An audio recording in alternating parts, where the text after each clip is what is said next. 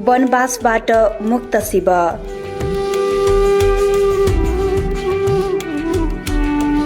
सङ्गीतमा करियर बनाउन आमा बुवाबाट 14 वर्ष छुटिएर बस्नु परेको थियो गायक शिव परियारलाई। उनी ती सङ्घर्षका दिनलाई वनवास भन्न रुचाउँछन्। काठमाडौँमा घर किनेपछि उनले आफू वनवासबाट मुक्त भएको ठाने। पट्याक पट्याक चप्पल पड्काउँदै 2056 सालमा काठमाडौँ छिरेका थिए शिव परियार। आज राजधानीमा उनको एउटा घर छ। यति हम्बल ब्याकग्राउन्ड भएका आजका यी चर्चित गायकले सपनामा पनि सोचेका थिएनन् कुनै दिन यो सहरमा उनको पनि घर हुनेछ। सर्लाहीबाट 17 वर्ष अघि काठमाडौँ खाल्टोमा पसेका थिए उनी। जीवनको 14 वर्ष उनले डेराबासमा बिताए। अहिले काठमाडौँ पेप्सी खोला स्थित सनसिटी अपार्टमेन्ट नजिकै 2.5 तलाको हल्का कलेजी रङको चिटिक्क परेको घर छ उनको।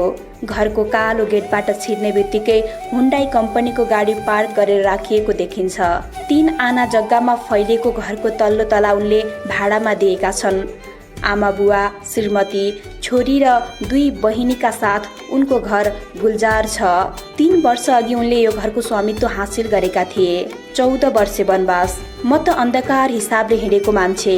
काठमाडौँमा एक्लै सङ्घर्षमा होमिएको केटो। 600 देखि 20,000 सम्म कोठामा भाडा तिरेर बसे उनले भने। सङ्घर्षका बेला आमा बुवासँग छुटिएर बस्नु परेको बाध्यता सम्झिँदै उनले भने आफ्नो करियर खोज्दै 14 वर्ष आमाबाट टाढा बस्नु पर्यो। सङ्घर्षका बेला आमा बुवासँग छुटिएर बस्नु परेको बाध्यता सम्झिँदै उनले भने आफ्नो करियर खोज्दै 14 वर्ष आमा बाबाट टाढा बस्नु पर्यो।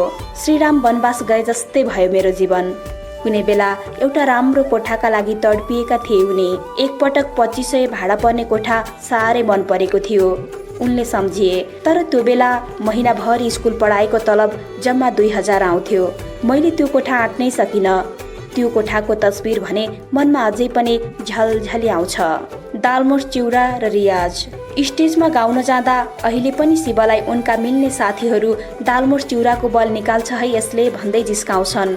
यो प्रेमपूर्ण जिस्काइको कारण पनि छ। कुनै जमानामा दालमोठ र चिउरा खाएरै 12-14 घण्टा रियाज गरे। उनी आफ्नो सङ्घर्षशील अतीतमा फर्किए। भोकले कतिपटक रिङ्गाएर ढलेको अनुभव पनि छ मसँग। रियाज गर्दा मलाई धेरैले बौलाहा पागलको उपनाम दिएका थिए। त्यति मात्र कहाँ हो र, रात रेस्टुरेन्टमा साह्रै थोरै तलबमा निकै दिन काम गरियो। यसरी किने घर। 2070 सालमा शिव चर्चाको चरम चुलीमा थिए। कन्सर्टको पारिश्रमिक तथा अन्य आम्दानी गरेर उनको खातामा 35 लाख रुपियाँ जम्मा भएको थियो। 8 लाख आनामा पाइयो भनेर 4 आना जग्गा किन्छु भन्दै पेप्सी कोला छिरे उनले सम्झिए। मान्छेलाई जुरेको रहेछ भने भगवानले पनि डोर्याउँदै लैजाने रहेछ। सुरुमा घरको मूल्य 1 करोड 10 लाख रुपियाँ तोकियो। तर उनले 85 लाखमा मागे। अन्तिममा केही सिप नलागेर 1 करोडमा कुरा मिलाइयो। उनले भने पैसा कहाँबाट आउँछ, के हुन्छ केही थाहा छैन। 81 घर किन्ने सनक चढ्यो। पैसाको बन्दोबस्त गर्न थाले। उनले आफ्नो बैंक म्यानेजर साथीलाई आफूसँग 35 लाख मात्र भएको बताएर सहयोगका लागि आग्रह गरे। साथीको सद्भावले ठूलो काम गर्यो। बैंकबाट 40 लाख रुपियाँ ऋण पाए। बाँकी 25 लाख बाहिरबाट ऋणपान गरे। उनले भने त्यो 25 लाख चुक्ता गरिसके। बैंकमा 15 वर्षको समय राखेको थिए। बीचबीचमा पैसा दिएर 11 वर्षमा झारे। आफू जस्तो सुकै अप्ठ्यारोमा पर्दा पनि बैंकको किस्ता समयमै तिरेका कारण बैंकले उनलाई पत्यायो। इमान्दारीपूर्वक सहकार्य गरेको हुनाले बैंकले गाडी पनि किनिदियो। उनले भने घर किनेपछि सबैभन्दा पहिले उनले आमा बुवालाई काठमाडौँ ल्याए। आज प्रत्येक दिन बिहान उठ्ने बित्तिकै उहाँहरूको अनुहार देख्छु। उनले भने उहाँहरूसँगै बसेर खाना खान्छु। म जस्तो भाग्यमानी को छ र जस्तो लाग्छ। आफ्नो घर हुनुको आनन्द के हुँदो रहेछ। आफ्नो घरमा भोक्कै सुते पनि छुट्टै खालको आनन्द आउँदो रहेछ उनले भने। सेतो घोडा चढेको सपना। घर किन्ने बेला जोस, आँट सबै कुरा एकैचोटि आउँदो रहेछ शिवले भने। यो घर मेरा लागि निकै फापेको जस्तो लाग्छ। कसरी फापेको छ त? घरमा छिरेपछि मेरा आम्दानीका स्रोतहरू झनै खुले। उनले भने, जति पटक बाहिरबाट घरमा छिर्छु उति नै पल्ट मलाई लाभ हुन्छ। वनवासबाट मुक्त भएर घर प्रवेश गरेको पहिलो रात उनले सपनामा घोडा चढेको देखे। सेतो घोडा चढेर पहाडमाथि उक्लिएको देखे। उनले भने, मेरो आमा भन्नुहुन्थ्यो, सेतो घोडा चढेको सपना देख्यो भने जीवनमा साह्रै राम्रो हुन्छ। पुरानो सोफा। उनको घरको पहिलो तलामा 3वटा कोठा र एउटा बैठक कोठा छ। एउटामा उनी, अर्कोमा उनका 2जना बहिनी र तेस्रोमा उनका आमा बुवा बस्नुहुन्छ। माथिल्लो तलामा एउटा ठुलो कोठा छ। त्यहाँ उनी रियाज गर्छन्। भान्सा पनि माथिल्लो तलामै छ। बाँकी ठाउँ कौशीका लागि छुट्याइएको छ। कौशीमा गमलाहरू छन्। रियाज कक्षमा उनले प्राप्त गरेका उपलब्धि सङ्ग्रहित छन्। सम्मान पत्र, ताम्रपत्रहरू यत्र तत्र छरिएका छन्। उनको कोठामा 1,15,000 रुपियाँ पर्ने सोफा छ। सोनीको 49 इन्चको LED टिभी पनि छ। त्यस्तै सङ्घर्षका दिनमा दुःख गरेर जोडेको रेक्जिनको एक सेट सोफा पनि उनले सँगालेर राखेका छन्। यो मेरो अतीतको निशानी हो, उनले भने। असल छिमेकी। संयोग कस्तो पर्यो भने उनले घर किनेको भोलिपल्टै पेप्सी कोला क्षेत्र नगरपालिका घोषणा भयो। 1 हप्तामा नै कच्ची सडक पिच भयो। आफ्नो वरिपरिको टोल सुधार समितिको प्रशंसा गर्दै उनले भने, केही गर्ने भनेपछि गरिहालौँ न भन्ने खालको सोच छ। मेरा छिमेकीहरू असल छन्। असल छिमेकी पाउनु भाग्यको कुरा हो। सिर्जना खड्काले वनवासबाट मुक्त शिव शीर्षकमा लेख्नु भएको यो सामग्री हामीले nagariknews.com बाट साभार गरेका हौं।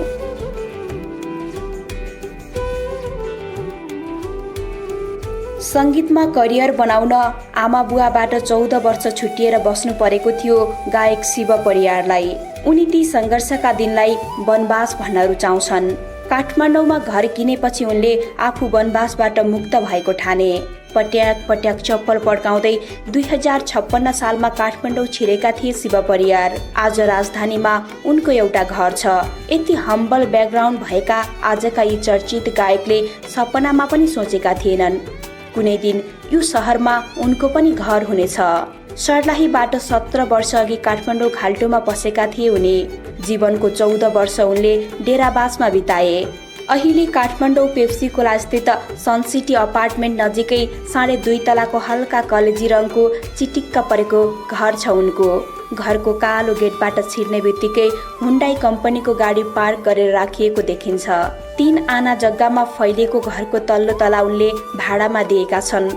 आमा बुवा, श्रीमती, छोरी र 2 बहिनीका साथ उनको घर गुलजार छ।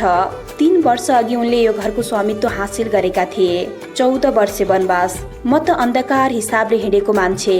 काठमाडौँमा एक्लै सङ्घर्षमा होमिएको केटो। 600 देखि 20,000 सम्म कोठामा भाडा तिरेर बसे। उनले भने, सङ्घर्षका बेला आमा बुवासँग छुटिएर बस्नु परेको बाध्यता सम्झिँदै उनले भने, आफ्नो करियर खोज्दै 14 वर्ष आमाबाट टाढा बस्नु पर्यो। सङ्घर्षका बेला आमा बुवासँग छुटिएर बस्नु परेको बाध्यता सम्झिँदै उनले भने, आफ्नो करियर खोज्दै 14 वर्ष आमा बाबाट टाढा बस्नु पर्यो। श्रीराम वनवास गए जस्तै भयो मेरो जीवन। कुनै बेला एउटा राम्रो कोठाका लागि तडपिएका थिए उनी। एकपटक 2500 भाडा पर्ने कोठा साह्रै मन परेको थियो उनले सम्झिए। तर त्यो बेला महिनाभर स्कुल पढाएको तलब जम्मा 2000 आउँथ्यो। मैले त्यो कोठा आँट्नै सकिन। त्यो कोठाको तस्बिर भने मनमा अझै पनि झलझली आउँछ। दालमोठ चिउरा र रियाज। स्टेजमा गाउन जाँदा अहिले पनि शिवलाई उनका मिल्ने साथीहरू दालमोठ चिउराको बल निकाल्छ है यसले भन्दै जिस्काउँछन्। यो प्रेमपूर्ण जिस्काइको कारण पनि छ। कुनै जमानामा दालमोठ र चिउरा खाएरै 12-14 घण्टा रियाज गरे। उनी आफ्नो सङ्घर्षशील अतीतमा फर्किए। भोकले कतिपटक रिङ्गाएर ढलेको अनुभव पनि छ मसँग। रियाज गर्दा मलाई धेरैले बौलाहा पागलको उपनाम दिएका थिए। त्यति मात्र कहाँ हो र, रात रेस्टुरेन्टमा साह्रै थोरै तलबमा निकै दिन काम गरियो। यसरी किने घर। 2070 सालमा शिव चर्चाको चरम चुलीमा थिए। कन्सर्टको पारिश्रमिक तथा अन्य आम्दानी गरेर उनको खातामा 35 लाख रुपियाँ जम्मा भएको थियो। 8 लाख आनामा पाइयो भनेर 4 आना जग्गा किन्छु भन्दै पेप्सी कोला छिरे उनले सम्झिए। मान्छेलाई जुरेको रहेछ भने भगवानले पनि डोर्याउँदै लैजाने रहेछ। सुरुमा घरको मूल्य 1 करोड 10 लाख रुपियाँ तोकियो। तर उनले 85 लाखमा मागे। अन्तिममा केही सिप नलागेर 1 करोडमा कुरा मिलाइयो। उनले भने पैसा कहाँबाट आउँछ, के हुन्छ केही थाहा छैन। 81 घर किन्ने सनक चढ्यो। पैसाको बन्दोबस्त गर्न थाले। उनले आफ्नो बैंक म्यानेजर साथीलाई आफूसँग 35 लाख मात्र भएको बताएर सहयोगका लागि आग्रह गरे। साथीको सद्भावले ठूलो काम गर्यो। बैंकबाट 40 लाख रुपियाँ ऋण पाए। बाँकी 25 लाख बाहिरबाट ऋणपान गरे। उनले भने त्यो 25 लाख चुक्ता गरिसके। बैंकमा 15 वर्षको समय राखेको थिए। बीचबीचमा पैसा दिएर 11 वर्षमा झारे। आफू जस्तो सुकै अप्ठ्यारोमा पर्दा पनि बैंकको किस्ता समयमै तिरेका कारण बैंकले उनलाई पत्यायो। इमान्दारीपूर्वक सहकार्य गरेको हुनाले बैंकले गाडी पनि किनिदियो। उनले भने घर किनेपछि सबैभन्दा पहिले उनले आमा बुवालाई काठमाडौँ ल्याए। आज प्रत्येक दिन बिहान उठ्ने बित्तिकै उहाँहरूको अनुहार देख्छु। उनले भने उहाँहरूसँगै बसेर खाना खान्छु। म जस्तो भाग्यमानी को छ र जस्तो लाग्छ।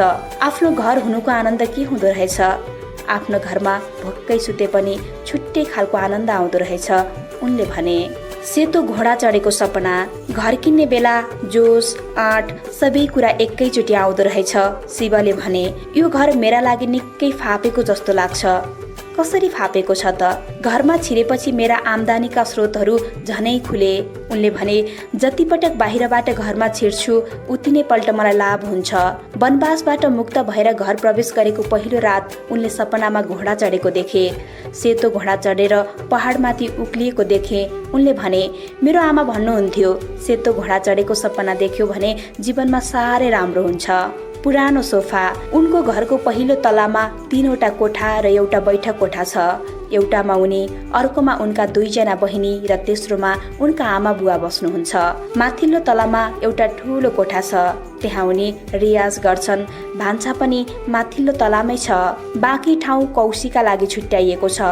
कौशीमा गमलाहरू छन्। रियाज कक्षमा उनले प्राप्त गरेका उपलब्धि संग्रहित छन्। सम्मान पत्र, ताम्रपत्रहरू यत्र तत्र छरिएका छन्। उनको कोठामा 1,15,000 रुपियाँ पर्ने सोफा छ। सोनीको 49 इन्चको LED टिभी पनि छ। त्यस्तै सङ्घर्षका दिनमा दुःख गरेर जोडेको रेक्जिनको 1 सेट सोफा पनि उनले सँगालेर राखेका छन्। यो मेरो अतीतको निशानी हो। उनले भने असल छिमेकी।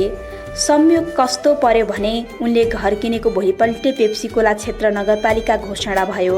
1 हप्तामा नै कच्ची सडक पिच भयो। आफ्नो वरिपरिको टोल सुधार समितिको प्रशंसा गर्दै उनले भने केही गर्ने भनेपछि गरिहालौँ न भन्ने खालको सोच छ। मेरा छिमेकीहरू असल छन्।